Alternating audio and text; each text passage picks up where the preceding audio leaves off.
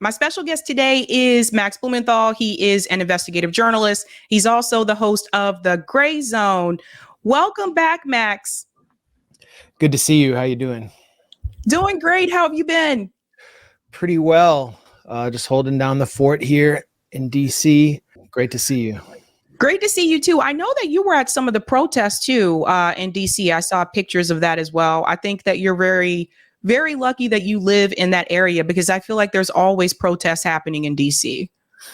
Yeah, the larger protests were here. But now the protests are sort of just following Biden everywhere he goes. And I've seen some of the more interesting, smaller protests here because the Israeli embassy is here. Tony Blinken's house is here. And a really courageous small group of activists started this 24/7 vigil outside Blinken's mansion in suburban Virginia called Kibbutz Blinken. They set up tents. They live there. They have, food, everything they need. Anytime he goes in and out, they pour mock red paint on or towards his motorcade. And there's really nothing they can do to stop them. And that group has been part of a larger encampment outside the Israeli embassy. And what the Israeli embassy is doing, I've learned, is they're coordinating with this group of thugs, like pro-Israel thugs. Many of them are Israeli, mostly military, veterans of Israel's military, to kind of intimidate and menace those protesters. And they've gotten so frustrated, they've basically rented out all these moving trucks to block to kind of block them from being able to see the embassy. Wow. So it's, amazing to see. And it's also really getting to the Democrats. Sorry, it's kind of hot here. Well, I'm in Boston, so it's still not hot here. Yeah, it's coming your way in a few months, maybe. Oh my gosh. So I guess I want to start with, last time you were here, there's a lot that has happened in Gaza since then. As we all know, Iran did respond to Israel's attack on the Iranian embassy in Damascus. And since then, Joe Biden apparently has kind of like warned Netanyahu not to respond to Iran. I'm sure you probably saw this. Netanyahu actually issued a statement, and it says Netanyahu dismisses calls for restraint, saying Israel will decide how and when to respond to Iran's attack. And I want to get your take on this, Max, because obviously if Israel is to respond to Iran, we're looking at the possibility of World War III. Do you think they'll actually go through with that? Well, I mean, I think in some ways we're already in World War III, and it often takes the form of gray zone warfare, which is warfare that doesn't rise to the level of direct conventional warfare. We're getting there. We're getting towards conventional warfare. Netanyahu delivered that statement in Hebrew, and it was a statement for the consumption of his domestic base. He also said that we'll build settlements in the Gaza Strip. You wanted to surround us. Well, we're going to surround you. I mean, it's a tip of the hat. It's sort of a sop to the fanatics in his coalition, who are the linchpin of his coalition. Not just Smotrich and Itamar Ben-Gvir, who are these settler fanatics who only control just a few seats in the Knesset, but who hold the key to Netanyahu's very narrow coalition. But other settlers, I mean, the coalition's populated with settlers. So when he's speaking in Hebrew, it's unclear if he's actually, just puffing his chest out. And when he speaks in English, it's usually the case that he's lying. And that's sort of for his international sponsors in Brussels and Washington. And what I think Netanyahu wants to do is calibrate his response as well. Israel and the Israeli public, especially in the condition they're in after October 7th, cannot handle in the near term a direct conventional military conflict with Iran. They cannot handle what Iran has next. And I don't mean necessarily militarily. They might be able to withstand the blow, but politically and socially, I don't think, and economically especially, I don't think they can handle it. We've already seen their credit rating get downgraded. Their GDP has shrunk enormously. One reason they pulled their largest division out of Gaza is because these guys are not able to work. A lot of them are reservists, and that's weakening the economy. two entire sections of the country are depopulated and people are being put up in hotels outside Jerusalem and elsewhere. So it's just Israel's in a difficult, very precarious situation. Netanyahu, as much of a fanatic as we might see him as, is much more cautious militarily than other people in his coalition who are even to his left. And traditionally, the Labor Party in Israel has been more militaristic, more gung-ho about direct confrontation with Hezbollah.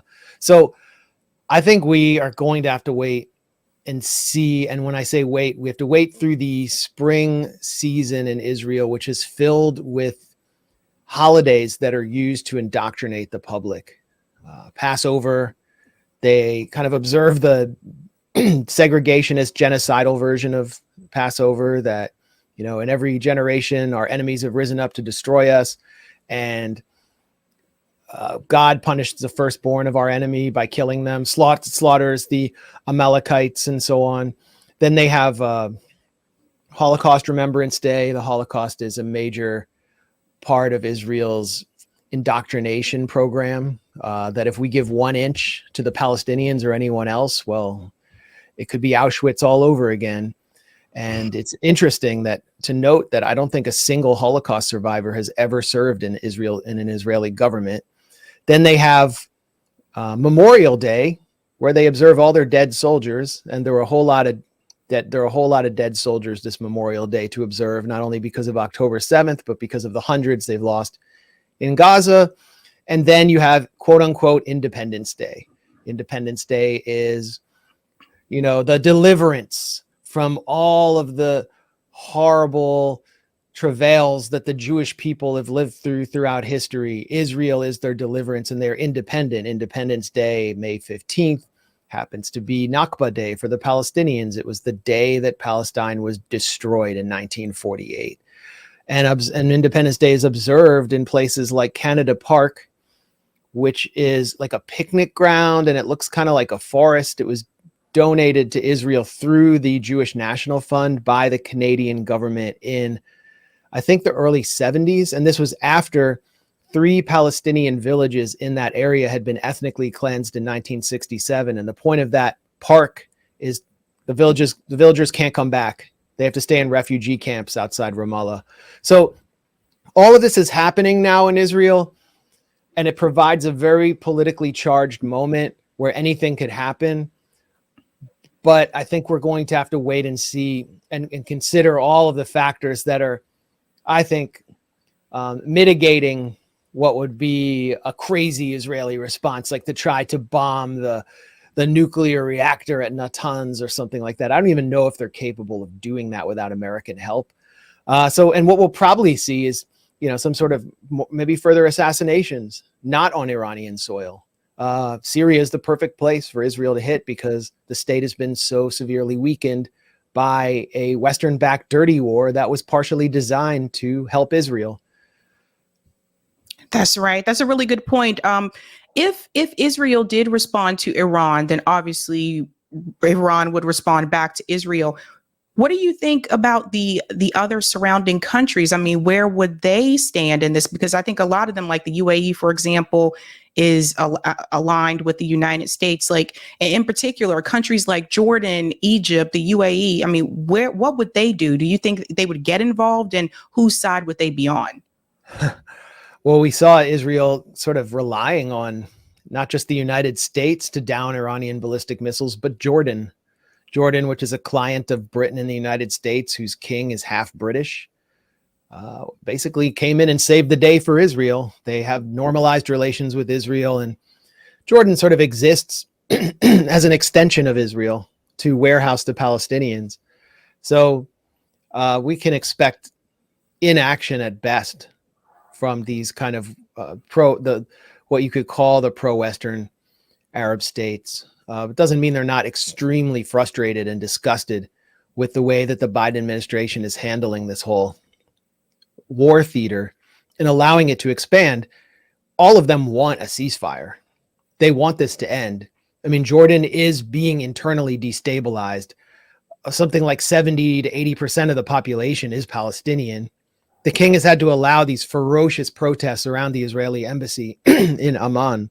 So He doesn't want that. He doesn't want Palestinians in the street. He wants us to go away. The Al-Aqsa compound is managed, like the cameras are controlled by the Jordanian authorities as part of a kind of a compromise with the occupation authorities of Israel. And they are very threatened by what people in the Israeli coalition government like Itamar Ben-Gvir are doing by invading the Al-Aqsa compound. These invasions of Al-Aqsa helped inspire October 7th, the operation that Hamas called Al-Aqsa Flood. Yep. So at this, I mean, they're these, especially Jordan, stuck between Iraq and a hard place. They're there to collaborate with the West, but they're being internally destabilized. Egypt as well. I mean, since Camp David, Egypt has basically been kind of a Western neo-colony since the Camp David Accord signed in 1979 between Anwar al-Sadat, then the Egyptian president, who was soon assassinated for this gigantic betrayal of Arab nationalism, and the Israeli Prime Minister Menachem Begin, who is kind of a predecessor to Netanyahu, founded the Likud party of Netanyahu and completely betrayed every aspect of the Camp David Accords. Well, right now, you have this gigantic conurbation of Palestinian refugees. I mean, some of them are able to go home. They're starting to go home now because the Israeli military is withdrawn from southeastern and northern Gaza. But there's still like 1 million of them in Rafah, right on the Egyptian border. And the Egyptian military, which basically controls the Egyptian state, is furious that Netanyahu wants to go into Rafah and will push those refugees south into Egyptian territory, the Sinai Desert. They built a wall there. They don't want this to happen. And what they're threatening to shred the Camp David Accords, which has really been like the linchpin of Western hegemony in the region. It removed Egypt as the leader of Arab resistance and really left Syria on its own. So all of this kind of hangs in the balance as the Biden administration mismanages the entire situation because they can't defy the Israel lobby domestically and just impose a ceasefire. So, yeah, I mean, we're witnessing history being made. We're witnessing the region being remade. That's right. And Max, you tweeted something recently that I think some people may have forgotten about. You tweeted, Israel's 98th Division has withdrawn from Khan Yunis. Refugees are returning in mass to northern Gaza, where bakeries are reopening. I want to talk about northern Gaza for just a second, because I do feel like ever since Palestinians, flee to Rafah, we kind of forgot about northern Gaza. I mean, what do you think is going to happen there? Do you think that Israel is going to try to annex northern Gaza? Are Palestinians going to end up moving back to northern Gaza? What is it in reference to that region? What do you think is going to take place? Well, I know what the Israeli plan for northern Gaza is. It's being upended right now because Palestinians are resisting. And they're not just resisting with, weapons or protests, political denunciations at the UN or wherever. Palestinian resistance takes the form of just social steadfastness, that the society remains in place and refuses to leave their homes, even if their homes are destroyed. And it's something I saw immediately when I first went to Gaza in 2014, is that in the destroyed areas east of Gaza City, where Israel had just blanketed these areas with artillery during that assault 10 years ago, people were just in the rubble of their homes, sitting in whatever chairs were left. They'd reassembled their living rooms in like destroyed homes and put up mylar sheets, plastic sheets to cover their home from the wind. And they were just going to stay there indefinitely. And you talk to them and they'd say, this is, I worked my whole life to build this, and Israel isn't going to make me go away. So they're all coming back to the ruins of northern Gaza in large streams from the south. And we saw in the initial wave of refugee return, the Israeli Air Force staged a series of mock airstrikes, just did sonic booms over their heads, fired rounds over their heads to try to intimidate them and tell them, we don't want you to come back. Israel seeks to depopulate northern Gaza and create a buffer zone. They want to build a highway / tank corridor between northern Gaza and the middle and southern areas and push the population south. And right now, it's unclear whether they'll be able to do that. They've clearly failed militarily because their military objectives were very clearly stated from the beginning and were accepted by the Biden administration. Eliminate Hamas, and number two, rescue the hostages. Well, they've totally failed there. Haaretz, Israeli newspaper, kind of center-left paper, liberal paper, one of their major columnists, Chaim Levinson, who has been a huge supporter of the Israeli military after October 7th, said, "We have suffered a total defeat in Gaza." The Wall Street Journal said Israel's on the brink of defeat. So if the population is able to resettle in northern Gaza and reconstitute itself, and the municipal authorities are answerable to Hamas, that will really consolidate Israel's defeat. And that's that's why I think Israel's reluctant to just end the conflict. What Netanyahu's saying about Rafah, he needs to go in there to end the final Hamas brigades and have a total victory. Like, who can take that seriously at this point? It's ridiculous. He will cause a bloodbath.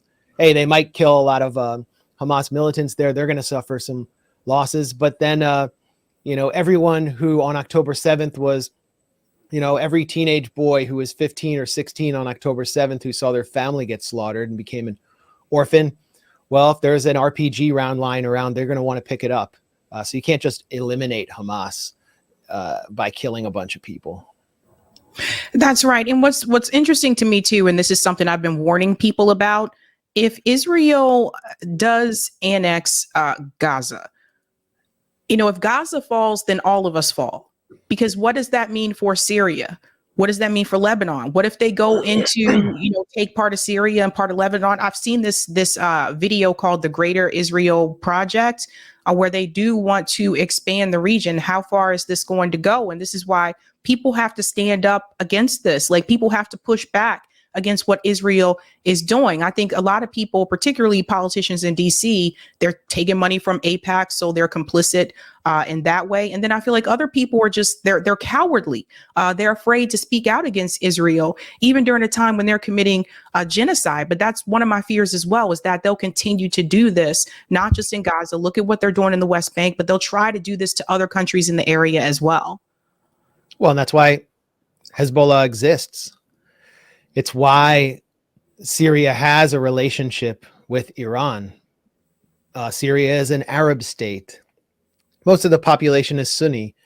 It's the one Arab state that really courted a relationship with Iran and has IRGC assets on its soil, along with, it's allowed Hezbollah on its soil. It's supported Hezbollah, along with Russia.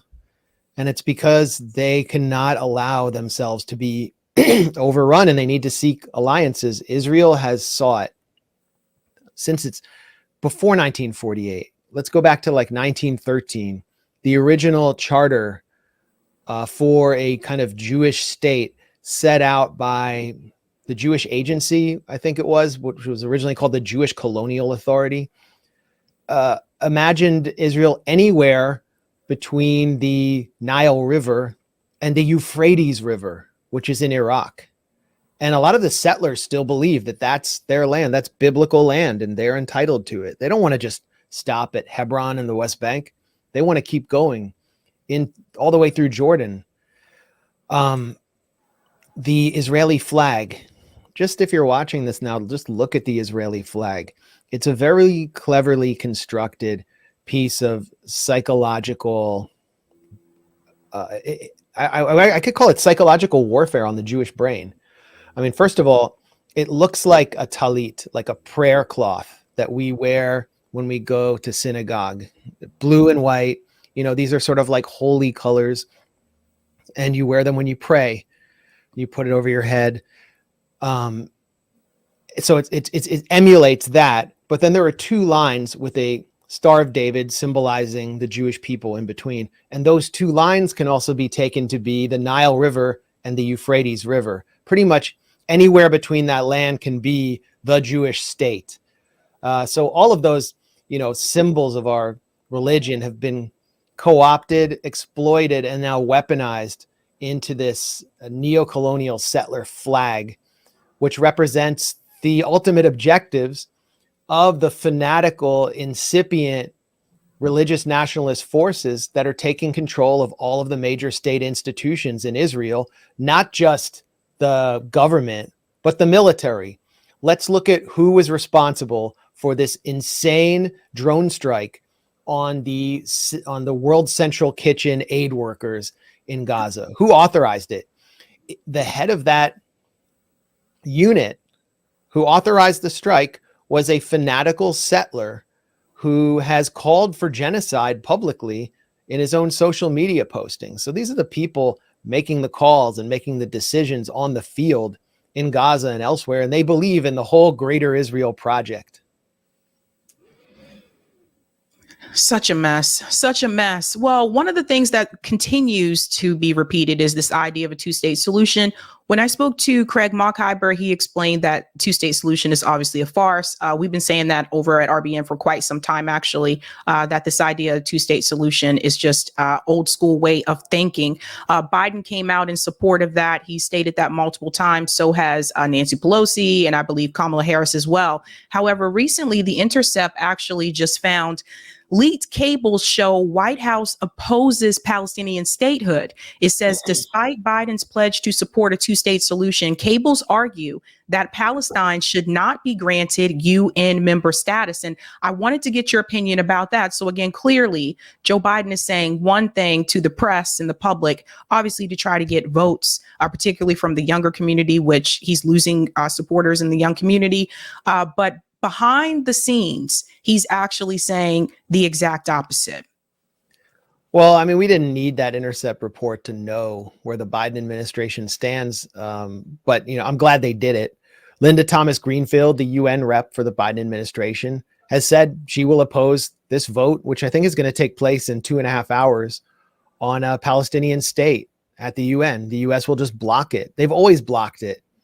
I remember Susan Rice in the Obama administration got up and lectured, just was screaming at the Palestinian Authority delegation for attempting to obtain observer status at the UN. She was accusing them of wrecking the peace process by trying to become diplomatically viable. They weren't even seeking statehood at that point. Samantha Power has denounced them too when she took over as UN rep. That's the role of the UN rep at the US, is to raise their hand and doom Palestinians. Just go look at Linda Thomas Greenfield's Twitter account. I mean, she's saying what they're going to do. She's telegraphing her punches, and it contradicts what Tony Blinken has said. And this is the way they've always been. Tony Blinken will go to the region.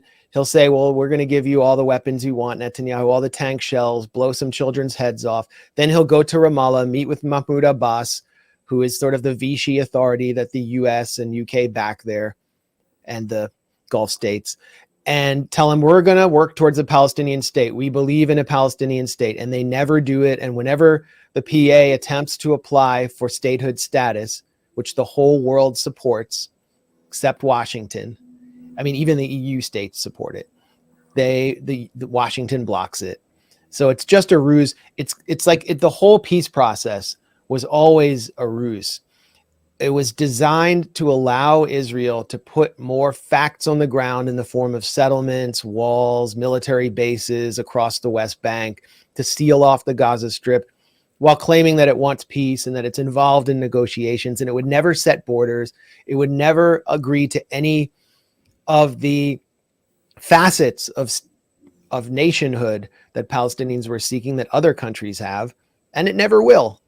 And even the person who signed the Oslo Accords from the Israeli side, Yitzhak Rabin, in his final speech before the Knesset, before he was assassinated because he was seen as too pro-peace, his assassination was incited directly by opposition leader Netanyahu.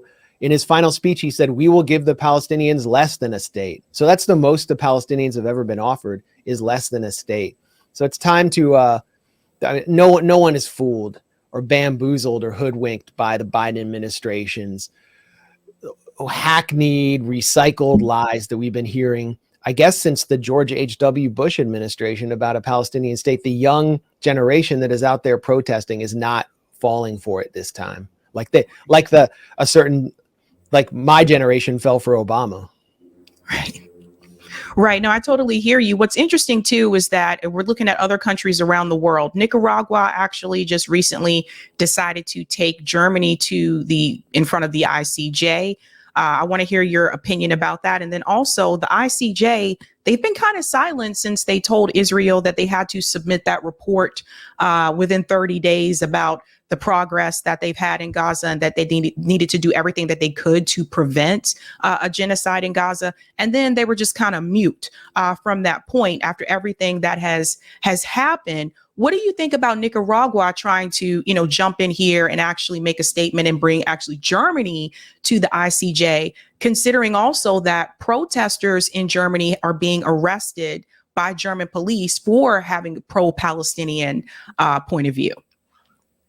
Yeah, we have an interview up at the Gray Zone. It's on our YouTube channel. It's a full transcript is on our site, thegrayzone.com, with Carlos Arguello Gomez, who is the Nicaraguan ambassador and lawyer who argued that case before the International Court of Justice, basically challenging Germany's, what it calls its reason to exist, which is, to support the state of Israel and in memory of the Holocaust, and just turning it on its head.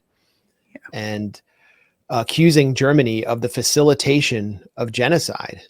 And the case is moving in a very successful direction, as the South African case does. And you can see these countries from the global South, which have suffered enormously under apartheid, under the boot of US empire, are now asserting themselves in a new, increasingly multipolar era. And they're challenging the underpinnings, not just the political underpinnings, but kind of the moral underpinnings of imperial transatlanticism.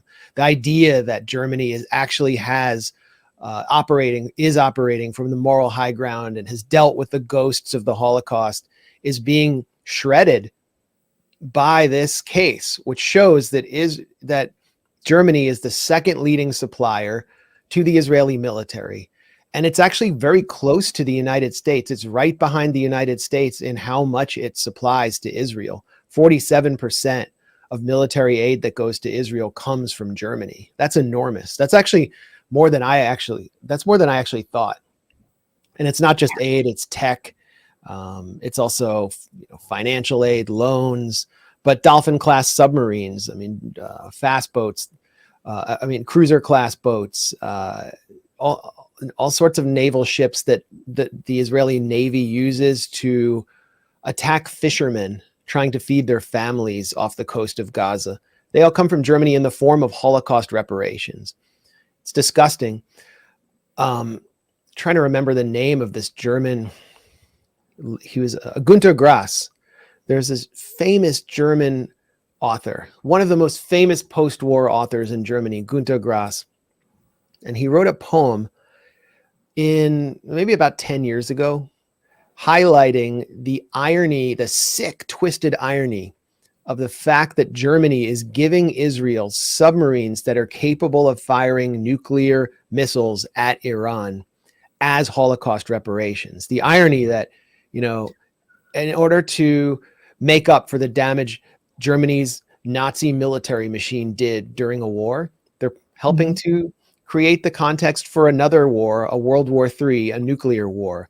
And Günter Grass was destroyed in Germany. As soon as that poem came out, the German press unearthed Günter Grass's participation in the Nazi Wehrmacht. He had actually served in the Nazi military, like all German men were forced to do. And that was sort of the end of him. And he was never going to win awards again. And now we see 10 years later, Jewish anti-Zionists who are German are being brutally beaten at protests. Germans who are organizing against the genocide are being hauled out of their homes in the night. Their homes are being raided. Organizations like Samidun, which help to organize support and solidarity for Palestinian prisoners languishing in Israeli dungeons, being tortured. They've been formally banned in Germany. Their homes have been raided. Their money's being seized. This conference, this Palestine conference last week that Yanis Varoufakis was due to speak at was not only shut down by 2,500 German cops, 2,500 cops for a conference. Varoufakis has himself being told that if he comes to Berlin, he will be prosecuted for anti-Semitism and supporting Islamism. Hassan Abu Sita, who is a doctor, a British citizen who was in Gaza saving lives for something like 3 months during the genocide, operating on children, who has had their legs and arms blown off, and who has now been made rector of Glasgow University, was basically detained at the airport in Berlin, held for several hours and interrogated, and then told that if he ever attempts to come to Germany, he will be jailed for a year. So this is what Germany is willing to do to protect its so-called reason to exist. But what the Nicaraguan state has done, and what these German citizens who won't go along with the phony mythology of post-war Germany as this real liberal democracy, and are protesting the genocide that Germany's supporting, what they're doing is they're just lifting the mask on the liberal international order. And when I asked Carlos Arguello, the lawyer who's arguing this case, like, what can you actually do to enforce a decision against Germany? He said, well, we may not be able to enforce it, but this case itself is helping to raise consciousness across the globe, which will eventually lead to a major geopolitical shift. And I agree with that. It's interesting as well, because one of the things that people like Rabbi Shmuley has said is that, basically, if you're Jewish, but you do not support Zionism, then you're like a fake Jewish person. I want to get your perspective about that, because there seems to be, I don't want to say a misunderstanding. I think he knows exactly what he's doing, but when you make that kind of argument, then it's like, that's the reason why the police in Germany and some of the other authorities feel like they can go after people like that are part of Jewish Voices for Peace, for example. Alan Dershowitz made this statement on Rising and said those aren't real Jewish people. It's really sick. It's really sick, and it's really pathetic, I think, the statements that people like that are making to make it seem like, because they don't support this, I consider it to be a supremacist ideology, that they're not Jewish. Yeah, it is. Basically, what Zionism has done is it allows the Israeli Interior Ministry the right to decide who is a Jew. And a lot of Jews are actually being deported at the frontiers of Israel because the Interior Ministry says, oh, you're an anti-Zionist. You've been to the West Bank. You're not a Jew. And it gives a moral authority to confederates of Jeffrey Epstein, like Alan Dershowitz, who says that he kept his underwear on while receiving a massage from an adolescent on Epstein's Island, gives them this false moral authority where they can denounce other Jews simply because they're not supporting this genocidal apartheid neo-colony. Doesn't matter, how religious you might be as a Jew. It doesn't matter how many mitzvot or good deeds you do, your fidelity to studying the Torah, like the ultra-Orthodox non and anti-Zionists. Doesn't really matter how good of a person you are. It just matters. The only thing you need to do is support genocide. And you look at these characters who are still putting this forward. Just look at the freak show that's being put out there to propagandize for Israel. Shmuley, I mean, this guy's a walking anti-Semitic stereotype. He is spreading anti-Semitism every time he breathes. He's representing himself as this celebrity rabbi who signifies the ultimate Jew. And he's a repellent figure who actually went on Purim, this Jewish holiday where, it's like our Halloween. And he dressed up as an anti-Semitic stereotype. He literally became the essence of what he truly was in order to continue spreading anti-Semitism. And why would you want to do that? Well, actually, it makes perfect sense when you consider that without anti-Semitism, Israel would have no justification for its existence as a sanctuary for Jews. We'd all just go to the US and just be normal. We'd be like Episcopalians. I mean, we kind of are. If it wasn't for like this monkey on our back, Israel, that's always stirring things up. And all these organizations like the ADL that are creating all these fake anti-Semitic incidents. 3,572% increase in anti-Semitism. And then you look at their statistics and they're just classifying people chanting from the river to the sea, Palestine will be free as an anti-Semitic incident, you realize they want to create anti-Semitism. They want anti-Semitism to be there, because without it, their entire political vision, their political network, and the state that their entire identity revolves around will no longer have a justification to exist. And it really doesn't. And from my point of view, they say you're not a real Jew if you're supporting the rights of Palestinians to just like walk outside of their, to be free range Palestinians, to walk outside of their concentration camp. You're not a real Jew. I mean, fine. You're welcome to call me that. I don't see them as real humans. I actually see Zionists as demons. So it doesn't affect me anymore. It never really did. But that's what we really need to do, especially Jews who are new to this kind of activism, who might be going against their community and their family. Is you need to just get to that point of resolution, psychologically, politically, and spiritually, because they're never going to stop coming at you. And I think more than ever, the younger generation, not just of Jews, but in general, they're more immune to these allegations of anti-Semitism than ever before. And there is a problem there, though, because there are real anti-Semites. I mean, I see it on social media more than I used to. People who conflate Jews with Zionism, their belief is that the real problem is Jews and Judaism here, and that, Zionism is just the essence of Judaism. It's not about colonialism or imperialism. And they're more able than ever before to just shrug off the allegation or the accusation of anti-Semitism, because lunatic fraudmeisters like Shmuley Boteach have rendered it meaningless by just calling everyone an anti-Semite.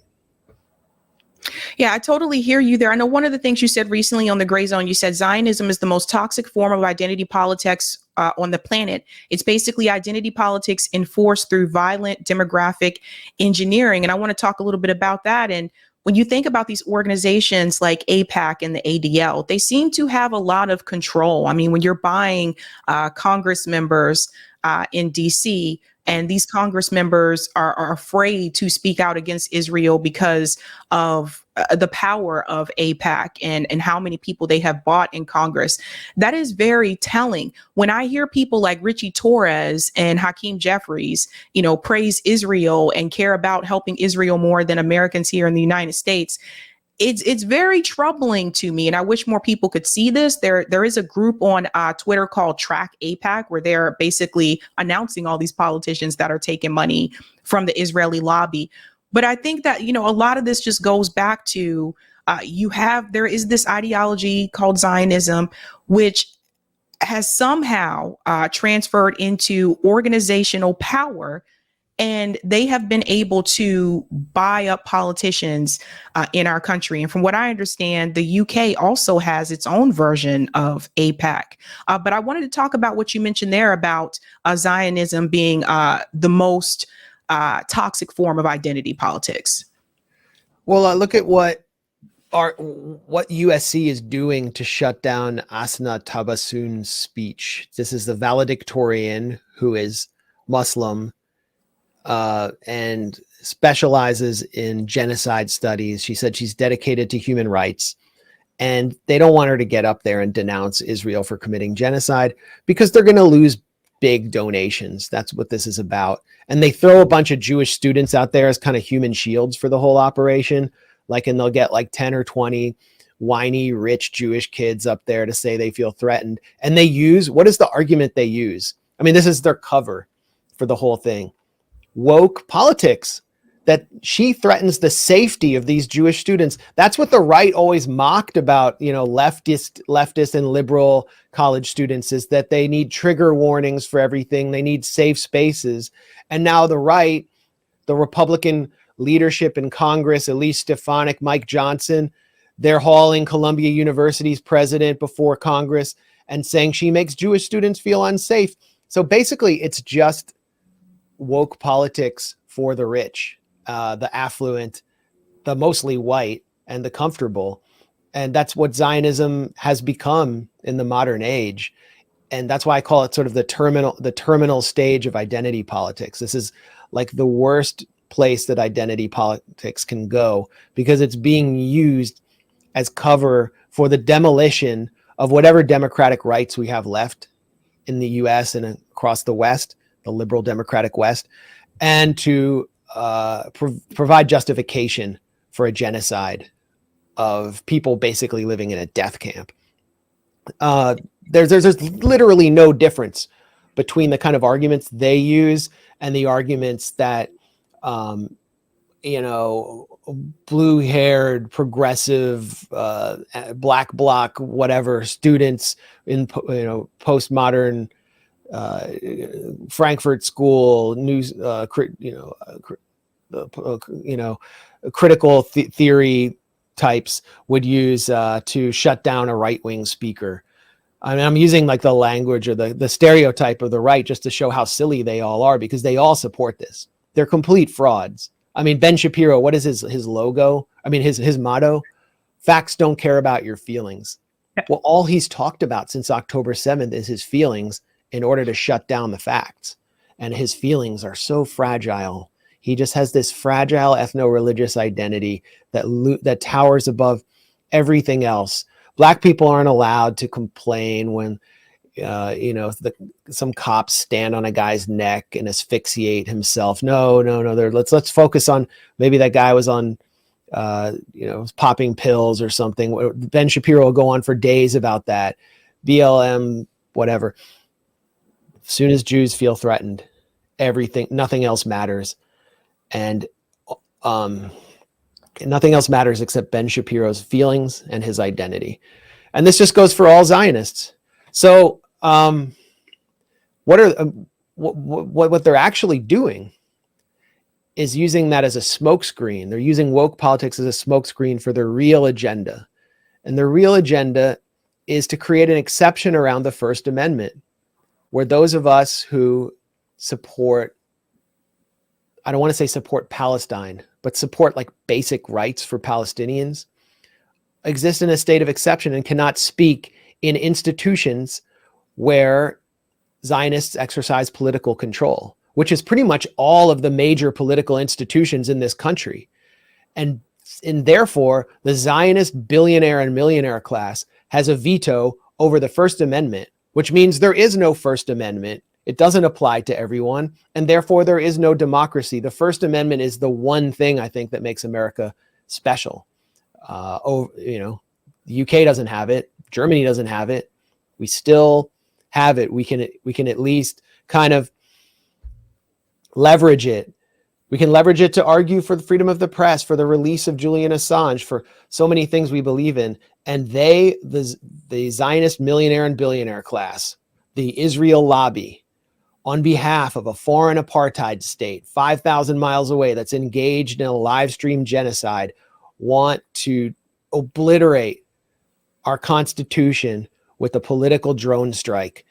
That's what this is about. So we need to see past all the woke arguments they're using and point clearly to what their agenda is. That's right. And the other thing I wanted to bring up as well, in reference to Ben Shapiro, it's really also interesting. We're now seeing a number of right-wing conservatives that actually supported the Daily Wire's outlet now being critical of Ben Shapiro, along with the firing of Candace Owens.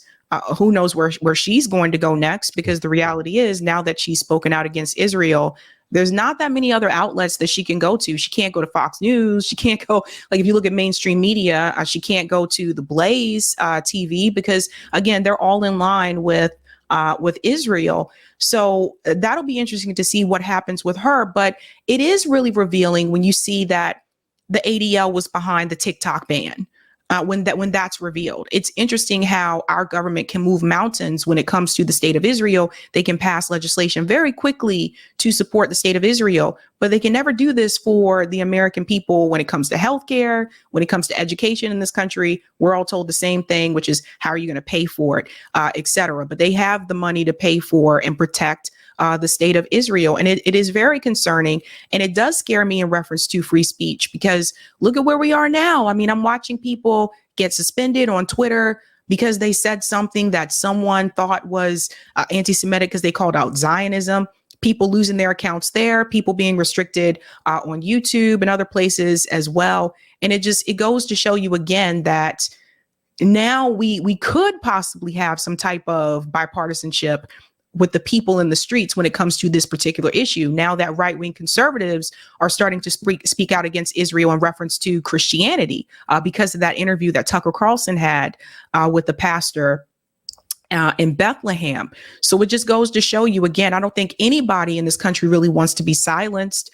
I don't think anybody in this country wants to, or most people in this country, I don't think want to put the state of Israel before the needs of the American people. But here we are.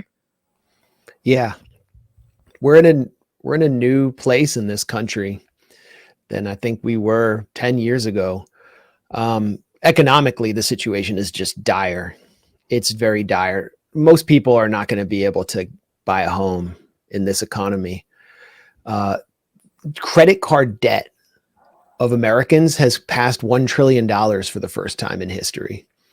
The consumer price index was so bad that inflation is going to go up. And, before that, we're reading all these reports in the Wall Street Journal about how Biden and, his chief economic advisor, Jared Bernstein, had stuck the landing. They were readying for a soft landing where inflation was going to go down, and then they were going to lower interest rates so Americans could buy homes again and be middle class, and they could start borrowing again. And it's not happening.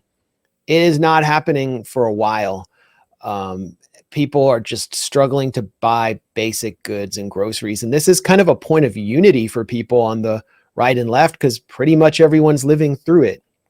They're definitely weaponizing cultural issues, particularly this fake right-wing element that passes for America First is weaponizing it. And it's coming from the Daily Wire. They use cultural issues as a mask for the fact that they support the establishment, whether it's on Ukraine, Israel, or the neoliberal austerity project on the economy. And who's backing them? Billionaires and millionaires who support the neoconservative agenda. They basically astroturfed the entire mainstream alternative right. They have like podcasts in these fancy studios. They imitate the aesthetic of alternative media. I mean, the Daily Wire, which some on the right are correctly beginning to call the Israeli Wire, they're a perfect example of that. And you've got Matt Walsh, who his whole career is based on fixating on trans people. Like that's his kind of claim to fame. He obsesses over it. Whatever you think about it, I mean, the guy thinks about it to an unhealthy degree, whatever you think about this issue. And he's become kind of Ben Shapiro's top defender. He's not Jewish, so you can't accuse him of just being a Zionist because he's Jewish. And he has nothing to say about these real issues that are facing Americans. He wants elections to be decided on bathrooms and drag queens and so on. And I'm not saying these aren't real issues for parents, but increasingly in this country, there are elements that either identify with the left or the right that are looking outside this country and beginning to take an interest in international politics in a way that they haven't before. They're following international media. They're following alternative media about the world. And they're really concerned about the fact that on the right, they're up in arms. The real base of the right is up in arms that Mike Johnson, the speaker, has just given $50 billion to Ukraine. $8 billion of that is going to pay the salaries of Ukrainian public workers and teachers and pay their pensions. That's our tax dollars. It's not coming back here. They can't even say, it's all going to come back to Lockheed Martin. And anyway, those jobs are for the upper middle class and the upper class. It's not, that's not a real economy. People who work in the arms industry tend to be more high skilled. And it's an economy of death. It's a necro economy. But anyway, 8 billion. Yeah, that's paying Ukrainian teachers. We're not getting paid here. Then you got banning TikTok. So they're screwing over all these young Zoomers who find like one place where they can have a voice, one place where they can express themselves. They're just going to ban that. And they're banning it because of what they're saying on Palestine. Let's be real. That's one major reason. And they've said so. And what else is in this bill? Oh, FISA. Okay, well, we now are basically being forced to spy on one another. And we have to agree to these phony secret courts where they only deny something like 1.8% of requests to spy on Americans. So we're living in a surveillance state. And then there's all the money for Israel. We have no say over that at all. And so there's this feeling not only of being economically disempowered, of having no chance of kind of coming up in class and achieving the American dream, but also feeling of voicelessness among the, Gen Z and millennial generation. And that's what I see is really behind these intense protests around Palestine. Yeah, it's about Palestine, but they see Palestinians kind of as the canary in the coal mine. And they're correctly starting to understand that there's this project of global Gazification, where increasingly there's an elite class that lives in this hovercraft reality, gets to own, they're the ownership class, and they float above the rest of us in total safety and security. And then everybody else is kind of warehoused and, is left fighting for the scraps. And so they identify with Palestinians on a visceral level. The right maybe doesn't play it out in the same way, but you're just starting to see on the right that at least they understand the contradiction between being America first and supporting this ironclad support for Israel, the pro-Israel consensus. And they're starting to oppose the Israel first elements in their midst. And, as John Fetterman said in relation to the assassination of an Iranian official, I'm here for it. One more thing for you, Max, because I know you have another show, but I was just going to ask as well. A lot of people right now are saying, well, I know everybody's upset with Joe Biden in reference to the genocide in Gaza, but come on, do you really want to get Donald Trump? He's going to be even worse. Like they're trying to do the lesser of two evils when it comes to genocide. But I argue with people like you do have other choices. You don't have to support Joe Biden or Donald Trump. And I feel like now's the time to fully get people to break away from this two-party system and support one of these third-party or independent candidates. And I want to get your take on that. Well, I mean, I can't vote for Donald Trump or Biden. I just can't do it. It's kind of like, it's just weird. It's like you get into a booth and there's a religious dimension to it. It's like you're in a confession booth or something, and you're supposed to, it creates this psychological context where you have to really go deep into your conscience, but they want us to just hold our nose and oppose the bad orange Hitler and then vote for all these other corrupt cronies all the way down the line. I mean, who do we have in DC? Like every official in DC, pretty much where I live, is just a complete machine hack who is controlled by big developers like our mayor. Like there's nothing really there. So how do you protest that?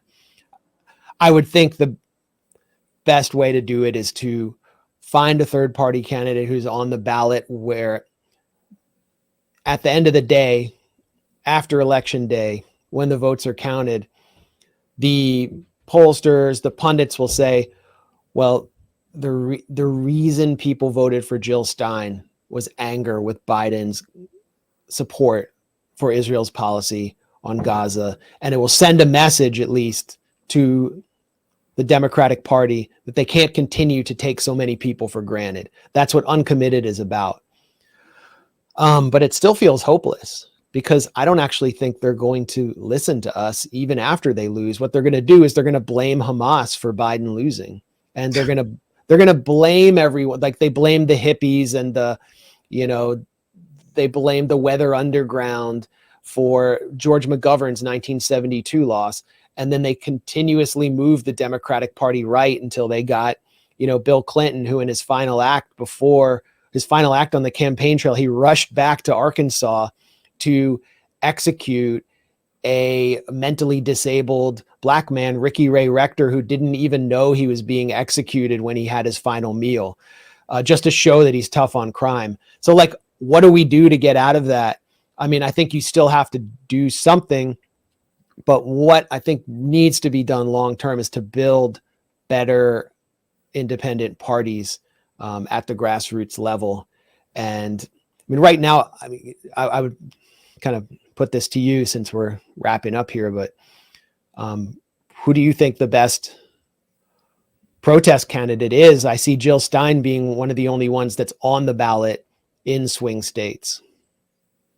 Yeah, this is something I mentioned on Rising as well. Like, we got to look at the reality of the situation is that Jill Stein does have the most ballot access, and that will most likely continue. She's done this before. She knows how to get ballot access. She knows what it takes. So there's that. And she's been obviously very outspoken and vocal in reference to the self-determination and the rights of the Palestinian people. So that would be the person I would urge people to go towards. You know, I was really excited about Dr. West's campaign in the beginning. There's been a lot of movement from party to party. And then there's just the reality of ballot access. And I told people the same thing about RFK Jr. The reality is he doesn't really have the ballot access either. I think he's on like one or two states, and he's horrible on this issue of Israel and Gaza. So I would sincerely hope that people would consider not staying home and coming out to support someone who is correct on this issue when it comes to Gaza. Yeah, I agree. And I think as the two parties are increasingly discredited among younger, politically conscious people, we'll start to see more talent emerge in independent politics. And I think we need to, support and cultivate that talent, that kind of charisma.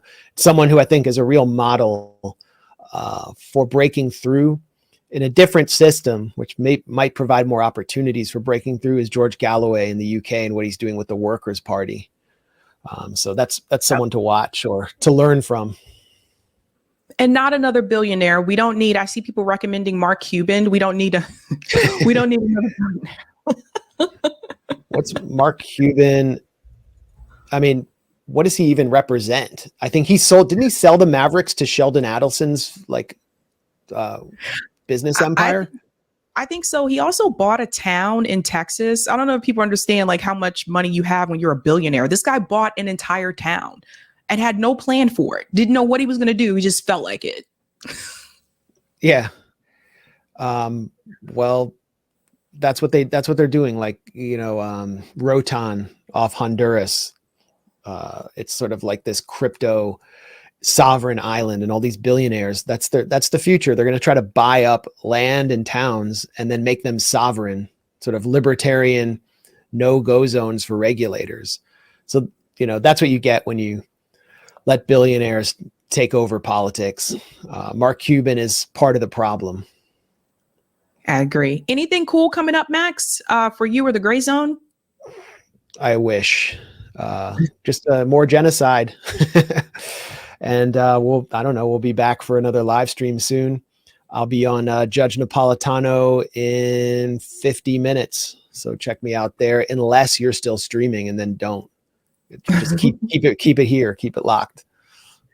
Awesome. Thank you so much, Max. Thanks a lot, Sabby. All right, guys, that was Max Blumenthal. Always a pleasure. Of course, when Max is on, it's very informative. You guys know that.